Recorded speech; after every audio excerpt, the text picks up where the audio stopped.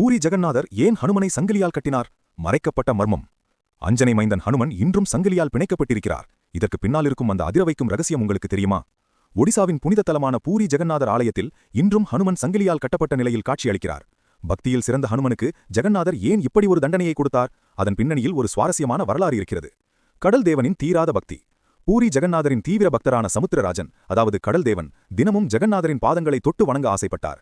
ஆனால் அவர் வரும்போதெல்லாம் பிரம்மாண்டமான அலைகள் சுனாமி போல எழுந்து ஒட்டுமொத்த பூரி நகரத்தையுமே மூழ்கடித்தன. மக்கள் சொல்லொனா துயரத்திற்கு ஆளானார்கள். ஜெகந்நாதரின் கட்டளை. மக்களின் துயரம் கண்ட ஜெகந்நாதர் தனது முதன்மை பக்தரான ஹனுமனை அழைத்தார். ஹனுமனே, கடல் தேவன் என்னை தரிசிக்க வரும்போது பூரி நகரம் நீரில் மூழ்குகிறது.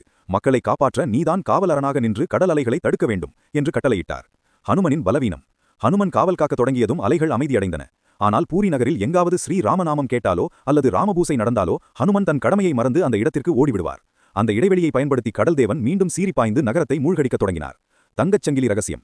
இதனால் கோபமடைந்த ஜெகந்நாதர் ஹனுமனிடம், உன்னை தடுக்க யாராலும் முடியாது, ஆனால் உனது கடமையை நீ மறக்காமல் இருக்க உன்னை நானே பிணைக்கிறேன் என்று கூறி ஹனுமனை தங்கச்சங்கிலியால் கட்டி அங்கேயே நிலை பெறச் செய்தார். இன்றும் சாட்சி. பூரி கடற்கரையோரத்தில் இன்றும் வேடி ஹனுமன் என்ற ஆலயம் உள்ளது.